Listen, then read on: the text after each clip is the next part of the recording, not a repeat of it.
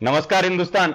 मैं चेतन कुमार वर्मा, इंटरनेशनल बिज कंसल्टेंट, आप सभी लोगों का Exim business adviser YouTube channel पर हार्दिक स्वागत करता हूं। दोस्तों, आज हम बात कर रहे हैं एक्सपोर्ट के अंदर महाराष्ट्र स्टेट की। जी हां दोस्तों, अब एक नई सीरीज शुरू करते हैं जो मेरे दिमाग में थी पहले से कि अब हम एक एक करके इंडिया के जितने भी स्टेट हैं उनको रिसर्च करेंगे। मेरी कोशिश रहेगी कि आप लोग जिस स्टेट में रहते हो उस स्टेट से, उस स्टेट की क्या स्ट्रेंथ है और वहां से कौन कौन से प्रोडक्ट जो हैं वो एक्सपोर्ट किए जाते हैं और कौन कौन से प्रोडक्ट आप एक्सपोर्ट कर सकते हो। दोस्तों, हर स्टेट की अपनी एक स्पेशलिस्टी है, हर स्टेट के अंदर अपने कुछ स्पेशल प्रोडक्ट हैं।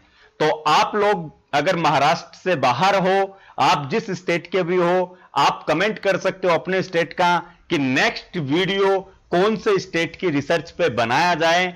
जिसके सबसे ज्यादा कमेंट होंगे जिस स्टेट के लिए, नेक्स्ट वीडियो में उसी स्टेट को हम लोग कवर करेंगे। हैशटैग लगाइए और अपने स्टेट का नाम लिख के एक्सपोर्ट आगे लिखना है, जैसे hashtag Rajasthan export, hashtag Bihar export, hashtag UP export. तो इस तरीके से आप कमेंट कीजिए ताकि नेक्स्ट वीडियो हम बनाएं आपके स्टेट के ऊपर रिसर्च करके। तो बात करते हैं महाराष्ट्र की। सबसे पहले दोस्तों, आप लोगों को जानकर बड़ी हैरानी होगी कि महाराष्ट्र के अंदर पूरे इंडिया का जितना एक्सपोर्ट होता है उसका 2012 से लेकर अब तक 20 से 25%, एटलीस्ट 25% का जो शेयरिंग है वो सिर्फ महाराष्ट्र का है। बहुत सारे लोग ये सोच रहे होंगे कि महाराष्ट्र में पोर्ट होने की वजह से ये है। बिल्कुल नहीं। मैं ये महाराष्ट्र के सिर्फ और सिर्फ गुड्स का जो ट्रेड हो रहा है, मैं उनका रेशियो बता रहा हूं कि 25% की पार्टिसिपेशन जो है महाराष्ट्र की, वो इंडियन एक्सपोर्ट के अंदर है, जिसमें बहुत सारे नंबर ऑफ प्रोडक्ट्स आते हैं।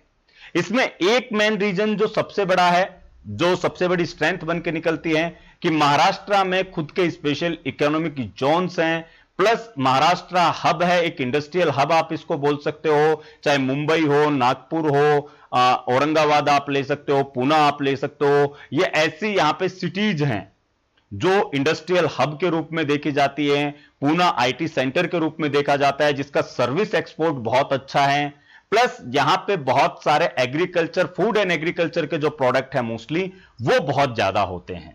तो इसकी वजह से इसका जो पार्टिसिपेशन है वो काफी अच्छा होता है। महाराष्ट्र में टेक्सटाइल्स की बहुत सारी आपको मैन्युफैक्चरिंग यूनिट मिल जाती है, बहुत सारे रेडीमेड गारमेंट मैन्युफैक्चरर मिल जाते हैं। इसके लिए इसका टेक्सटाइल का जो स्ट्रक्चर है वो भी काफी बड़ा आपको मिल जाएगा। इसके साथ में अगर हम और कुछ चीजें देखें कि हां भाई कहां कहां पे, तो महाराष्ट्र के अंदर अगर आप इंडस्ट्रियल जोन की बात करते हो तो नासिक हो गया, पुणे हो गया, नागपुर हो गया, कोंकण क्षेत्र हो गया, औरंगाबाद हो गया, अमरावती हो गया।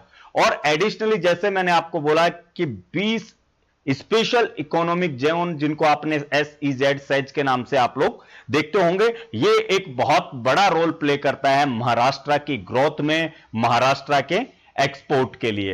अब महाराष्ट्र के स्पेशल प्रोडक्ट्स की दोस्तों अगर हम बात करें तो महाराष्ट्र में फ्रूट्स की अगर हम बात करें तो यहां से mango, grapes, pomegranate, mandarin, banana, papaya, fig and custard apple जो है, ये महाराष्ट्र के फ्रूट्स के स्ट्रेंथन प्रोडक्ट आप इनको, यानी सबसे शक्तिशाली और मोनोपोली वाले प्रोडक्ट आप बोल सकते हो। क्योंकि फिग अंजीर जो है वो आपको, ताजा अंजीर सबसे ज्यादा महाराष्ट्र में ही मिलेगी। आपको कस्टर्ड एप्पल जो है, जिसको आप लोग सीताफल भी कहते हो, उसका सबसे ज्यादा उत्पादन जो है वो महाराष्ट्र में होता है। अनार का सबसे ज्यादा उत्पादन महाराष्ट्र में होता है। तो ये अपनी महाराष्ट्र की ट्रेडिशन की अपनी एक स्पेशलिटी है कि उनके पास में ये फ्रूट्स हैं और जिनकी इंटरनेशनल मार्केट में काफी डिमांड रहती है। इसके अलावा वेजिटेबल्स की अगर हम बात करें तो ओकरा है, चिल्ली है, स्मॉल ग्राउंड है, ड्रम स्टिक है, बीटर ग्राउंड है, फ्रेंच बीन्स है, ऑनियन है। ये स्पेशल प्रोडक्ट्स है। बाकी भी बहुत सारे प्रोडक्ट्स आपको इसमें वेजिटेबल्स में भी मिल जाते हैं, बट ये प्रोडक्ट वो प्रोडक्ट्स हैं जिनकी सबसे ज्यादा डिमांड मार्केट में रहती है और जो सबसे ज्यादा एक्सपोर्ट इंडिया से महाराष्ट्र से होता है। इसके बाद में अगर प्रोसेस प्रोडक्ट की हम बात करें तो मैंगो पल्प हो गया आपका, इसके साथ में ओटीएस कैंस हो गए, रेजिन्स हो गए, कैशू नट्स हो गए, यानी इसका भी महाराष्ट्र का बहुत बड़ा मार्केट है। रेजिन्स और कैशू नट्स के अंदर आप सतारा, सांगली, ये जो एरिया है महाराष्ट्र का, ये बहुत बड़े ट्रेड एरिया के अंदर आते हैं, इनके अंदर जो बहुत अच्छे से इसमें ट्रेड करते हैं प्रोसेस्ड प्रोडक्ट्स के अंदर।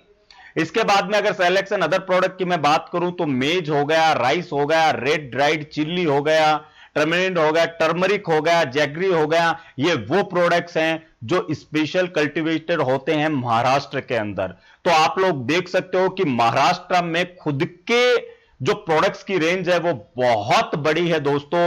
इन प्रोडक्ट के साथ में आप काम कर सकते हो। जो लोग महाराष्ट्र में रहते हैं वो इस लिस्ट के साथ में काम कर सकते हैं। मैंने हमेशा से यही आप लोगों को हमेशा मैं ये बताने की कोशिश करता हूं, नो योर स्टेट, अपने राज्य को पहचानने की कोशिश कीजिए। आपके राज्य की क्या स्ट्रेंथ है, उनके वो स्ट्रेंथफुल प्रोडक्ट्स कौन से हैं जिनको आप एक्सपोर्ट कर सकते हो, उनको पहचानने की कोशिश कीजिए। ये बहुत इंपॉर्टेंट होता है, क्योंकि अगर आप इस चीज को पहचान जाओगे तो आपको दूसरे राज्य से कोई प्रोडक्ट लेने की जरूरत नहीं होगी, क्योंकि आप एज ए स्टार्टअप बहुत ज्यादा हर्डल्स होते हैं। सेलर से कनेक्टिविटी करना, रीसेलर से करना, डिस्ट्रीब्यूटर, मैन्युफैक्चरर, इन सबसे कनेक्टिविटी करने के अंदर बहुत ज्यादा टाइम जाता है। फिर आपको पता है स्टार्टिंग स्टेज के ऊपर वेरिफिकेशन का एक प्रोसेस आप मान सकते हो उसको, कि हम लोग इतने अश्योर्ड नहीं हो पाते हैं पेमेंट के लिए।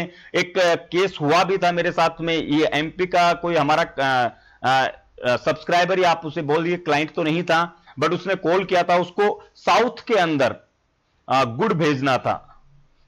तो गुड़ भेजने के लिए उसने बातचीत की थी, सारी चीजें उसने की, लेकिन जब एटलीस्ट उससे सारी बात हुई, अब आप समझ सकते हो कि साउथ भी हमारे लिए एक तरीके से इंटरनेशनल सेक्टर ही पकड़ो, क्योंकि वहां की लैंग्वेज हमें समझ में नहीं आती और हमारी लैंग्वेज एज यूजुअल जैसी है वैसी है।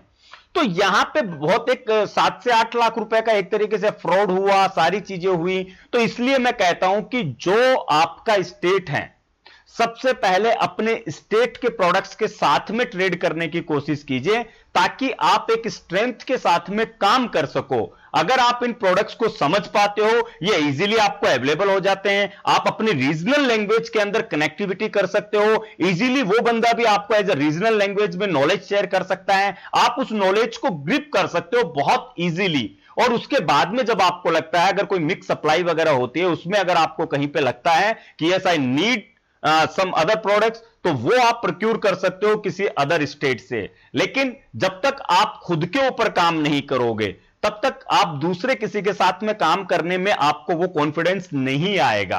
तो इसलिए मैं आज आप सभी से ये रिक्वेस्ट करना चाहता हूं कि अपने अपने स्टेट को पहचानने की कोशिश कीजिए आप लोग। मैं ये चीज पहले भी आप लोगों को बोल चुका हूं। आज इसके बाद में ये जो सीरीज शुरू हुई है, इस सीरीज के अंदर मैं पूरे इंडिया को कवर करने की कोशिश करूंगा। पूरे इंडिया के हर स्टेट को मैं यहां पे लेके आऊंगा, ताकि आप लोग अपने ही स्टेट के प्रोडक्ट्स के साथ में खुद को इंडिया में और दुनिया के सामने ला सको। क्योंकि ये मैंने पर्सनली देखा है, अदर बहुत सारे स्टेट के, बहुत सारे राज्यों के लोगों को देखा है, उनके जो स्ट्रेंथिंग प्रोडक्ट्स हैं, उनके जो पावरफुल प्रोडक्ट्स हैं, वो उनको छोड़कर दूसरे स्टेट के प्रोडक्ट्स के पीछे पड़े हुए रहते हैं कि हम ये कर ले, हम वो कर ले, हम ऐसा करेंगे तो इसमें ये हो जाएगा। क्यों? क्योंकि जस्ट उनके सराउंडिंग के अंदर लोगों ने बोल दिया इसकी डिमांड ज्यादा है, उसकी डिमांड ज्यादा है। छोड़ दो डिमांड और सप्लाई का खेल, पहले खेल समझो आपके लिए बेस्ट प्रोडक्ट कौन सा है।